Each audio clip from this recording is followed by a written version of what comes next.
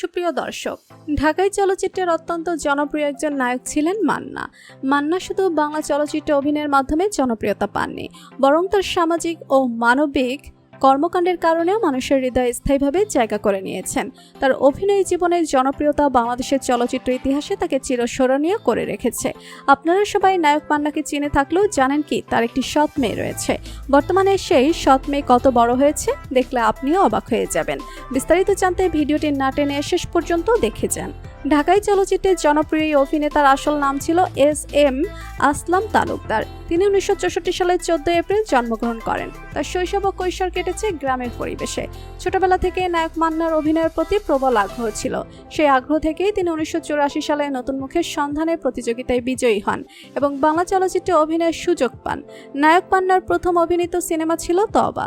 যদিও এই সিনেমার মাধ্যমে তেমন জনপ্রিয়তা পাননি, তবে তার অসাধারণ প্রতিভা চলচ্চিত্র নির্মাতাদের দৃষ্টি আকর্ষণ করে। 90-এর দশকে নায়ক মান্না ছিলেন বাংলা চলচ্চিত্রের অন্যতম প্রধান নায়ক। দাঙ্গা, আম্মাজান, আমার ঘর আমার বেহেশত, স্বামী স্ত্রী সহ অসংখ্য হিট সিনেমায় তিনি অভিনয় করেছেন। তার অভিনয়ের ধরন ছিল বাস্তবধর্মী, আর সংলাপ উচ্চারণ ছিল দর্শকের মন ছুঁয়ে যাওয়ার মতো।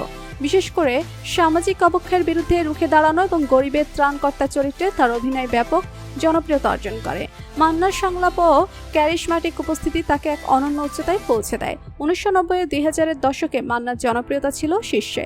ব্যক্তিগত জীবন: নায়ক মান্না বিবাহিত ছিলেন। তার স্ত্রীর নাম সেলিমা মান্না। তাদের একমাত্র ছেলের নাম সিয়াম। সোশ্যাল মিডিয়ায় মান্নার পারিবারিক জীবন নিয়ে খুব বেশি তথ্য না থাকলেও বিভিন্ন সূত্রে জানা যায় তার স্ত্রীর আগের ঘরের একটি কন্যা সন্তান ছিল, যাকে তিনি নিজের সন্তানের মতো করেই লালন পালন করতেন। সোশ্যাল মিডিয়াতেও তিনি সব সময় তাকে নিজের মেয়ে বলেই পরিচয় দিতেন এবং যথেষ্ট পরিমাণে ভালোবাসতেন। মান্নার সৎ মেয়ে তার প্রতি অত্যন্ত শ্রদ্ধাশীল ছিলেন এবং তাদের পারিবারিক সম্পর্ক ছিল অত্যন্ত সুন্দর ও ঘনিষ্ঠ। তো বন্ধুরা, বাংলা চলচ্চিত্রের জনপ্রিয় অভিনেতা মান্নাকে আপনাদের কেমন লাগতো জানিয়ে দিন কমেন্ট করে। আর ভিডিওটি ভালো লেগে থাকলে একটি লাইক দিয়ে চ্যানেলটি সাবস্ক্রাইব করুন। ধন্যবাদ।